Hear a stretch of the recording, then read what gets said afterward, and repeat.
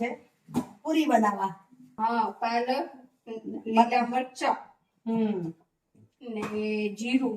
મારી રેસીપી બતાવું છું એમ. અને મમરાનો નાસ્તો વઘારી શીખેલા અને નવી આઈટમ નથી.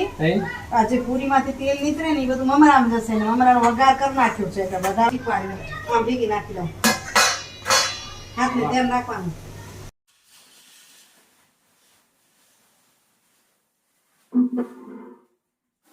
નમસ્કાર મિત્રો, કેમ છો? મજામાં ને? તો મિત્રો આજ વિડીયોની શરૂઆત આમ તો સાંજે થઈ ગઈ છે. સવારે જલ્દી ગઈ હતી અને ગઈકાલે વિડીયો આપ્યો તો મેં એનામાં દેખાતો છે સ્વીટારમાં, બરાબર. અહીં દ્રષ્ટિ મંડી છે શું મમરા ચાડવા. મમરા ચાળે છે અને વઘારેલા ભાતની પણ કઈ તૈયારી છે. તો ભાત કઈ રીતે બનાવે છે, શું બનાવે છે, જોશું શું બનાવે છે, પાછળ તમને વિડીયો બતાવું છું. અત્યારે પૂરી લાવ્યો છે અને જવાનો છે, મોનો રોકાવાની છે. તો થોડોક નાસ્તો બનાવી દઈએ એની માટે ખાટિયા નથી ખાવા, મમરા ખાવા છે. થોડી મમરાનો નાસ્તો બનાવી લઈએ. રેસીપી એની આપવા જેવી હોય નહીં, કારણ કે કેટલી વાર મમરા બનાવી કેટલી વાર રેસીપી આપીએ. તો ચાલો મમરા બનાવી લઈએ, પછી જે ઘટી બનાવશે એ વાનગી તમારી સાથે શેર કરશું. ચાલો મમરા વઘારતા વળી દ્રષ્ટિને એમ થયું કે ભાઈ જાય ભાઈને કાંઈક કરી દઉં બરાબર. તો માંડી છે પૂરી બનાવવા. લોટ બાંધો બતાવ્યું નહીં, પાલકની પ્યુરી નાખી ને. હા, પાલક, લીલા મરચા ને જીરું ને નમક, બસ 4 વસ્તુ. એની પ્યુરી નાખીને બનાવેલી છે. આથી પહેલા બનાવેલી છે, સરસ થાય છે. તો આ રીતે જુઓ, મોટા મોટા રોટલા બનાવી લઉં. પહેલા મારી રેસીપી બતાવું છું એમ. અને મમરાનો નાસ્તો વઘારી શીખેલા અને પેલા તળી લેશું તો એ તેલમાં બધું કામ પતી જાય. એટલે થોડીક ઉતાવળ થશે. અને ફોલોસ ઘણી વાર કહેતા હોય દ્રષ્ટિને એવડું કામ ન કરાવો, પણ ખબર નહીં એના કિસ્મતમાં જ આવી જાય કામ. ગમે ત્યાં ભેગું થઈ જાય એના માટે કામ. આજે બધું કાંઈ નથી, મમરા નાસ્તો કરશું. વળી પોતે જ કે ખાવું ભાઈ પૂરી કરી દઈએ, અમે ખાશે શું. ગરમું થઈ ને થોડુંક નાસ્તો. બપોર પેલે બહાર જમી આવે તો સાંજ સવારના થઈ ને. ચલો ત્યાં શું છે બનાવવાનું? પૂરી કે શું બનાવવાનું છે? પૂરી મમરા. આ શું કામ નાખવાના ત્યાં ઉપર? નવી આઈટમ નથી. આજે પૂરીમાંથી તેલ નીકળે ને એ બધું મમરામાં જશે ને મમરાનો વઘાર કરી નાખ્યો છે એટલે વધારાનું તેલ મમરા ચૂસી જશે ને એનો ટેસ્ટ સરસ થઈ જશે. ગરમ તેલ જાય ને એટલે એકદમ મસ્ત લાગે, વઘાર જેવું જ લાગે. ભેળવવું એને પડે. આમાં મેં 2 પાવડા તેલ નાખી હળદર નાખી મિક્સ કરી લીધું, મીઠું મરચું ને હળદર. અને હવે એના પર આ રીતે આપણે પૂરી તળતા જશું, નાખતા જશું.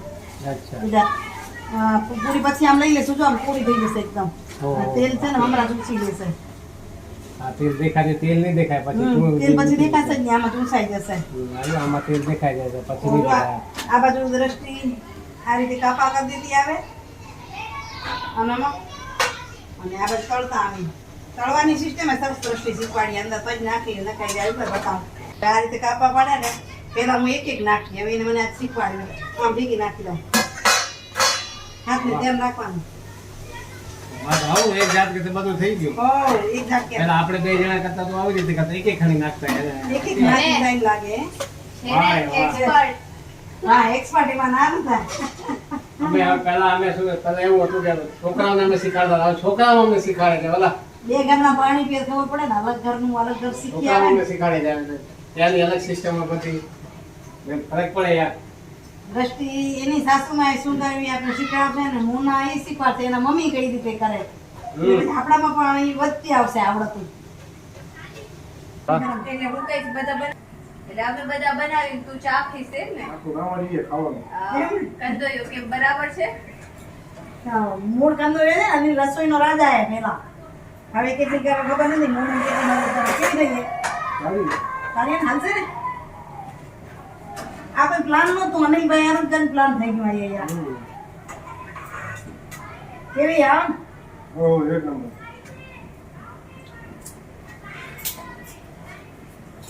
નાસ્તા ને પૂરીઓ ને બનાવીને તૈયાર કર્યું.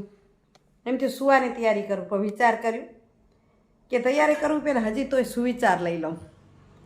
આજના સુવિચારની વાત કરું તો એવી છે કે ઘણીવાર કેવું થાય કે લોકોને કાંઈક કંઈ અને કાંઈક થાય અને લગભગ જગતમાં ઉઠ્યા રાખે છે. કે વાત કેવી હતી કે વાતને ભૂલી જવાની હતી, છોડી દેવાની હતી અને લોકો આપને હાથ પકડવાનો હતો. કોઈ પણ વ્યક્તિ તકલીફમાં હોય ત્યારે એની વાતને ભૂલી જવી પણ એના હાથને પકડી લેવાનો છે. પણ લોકોએ શું કર્યું? હાથને છોડી દીધો, વાતને પકડી રાખી.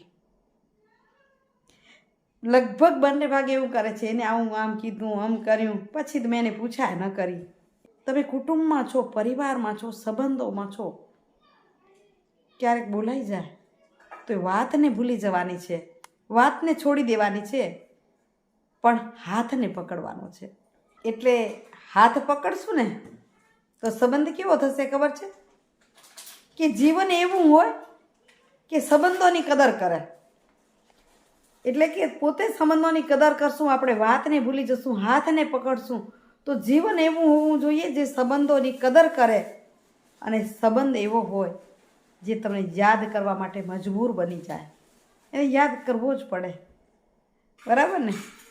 જો મિત્રો, અહીં હવે હું વિડીયોને એન્ડિંગ નથી કરી રહી, કારણ કે એડિટિંગ કરવા બેસીશ ખાલી આજ વાત નહીં. પણ હમણાં 14નું જમવાનું અમારા કેતનભાઈના ઘરે હતું, હેતલબેનના ઘરે, અને મસ્ત વડાપાઉં બનાવ્યા હતા. તો એ વિડીયો રહી ગયો છે તો તમને આની સાથે આપું છું, તો વિડીયો જુઓ.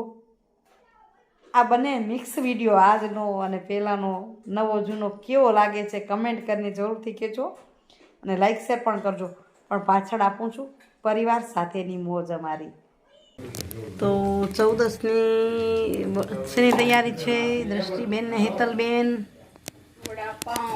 વડાપાઉં. વાહ! એટલે અમને એમ હતું દ્રષ્ટિ આવે ને વડાપાઉં ન થાય, હાલે નહીં, તો 14ની હોતમાંથી આ એમને.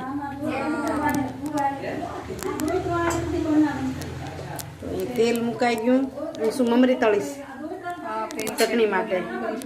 આ બાજુ વડાનો બેટર તૈયાર થાય છે.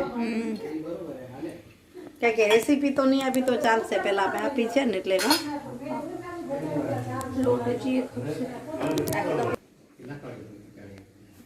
વડા માટેના ગોળા તૈયાર છે. મરચાં, અહીં મોડા મરચાં સુધારી રાખ્યા છે. એ તે વડાપાઉં સાથે મજા આવે, ભજીયા ટાઈપના ખાવામાં. આમાં પહેલાં ભજીયા કાઢી લેશે. અહીં બધા બેઠા છે મેળાઓ કરવા, અને હમણાં જ દાદાની આરતી બોલશું. દાદાનો દીવો થઈ ગયો અને અહીંયા પ્રસાદ ધરવાઈ ગયો ખીરનો. અને હવે ભેગા થઈ અને આરતી બોલી લઈએ.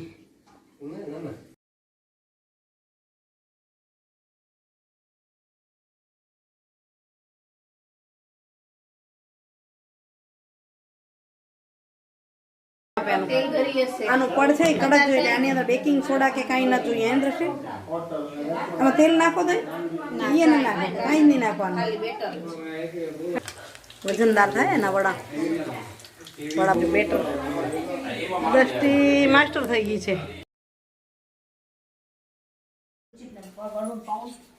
કેવા થયા છે વડાપાઉં? ખીર સાથે મોજ. કેતન કેવા થયા વડા? એમને કારીગર આપે નાસિકથી તેડાયા હતા અને ચટણીના કારીગર આપે વડવાથી તેડી આવ્યા છીએ. જબરદસ્ત છે. મીઠી કેવી? મીઠી તો આપી નથી, રીંગમાંથી જ આમ મન્નત ભરાવે. લાલ ચટણી દેતો. સુકી? તાર પપ્પાને સૂકી ચટણી ઘણી ભાવે. વિકાસભાઈ કી ગયા વખતે કહેતો તો બાઈ ચટણી કરીને દઈ જજે.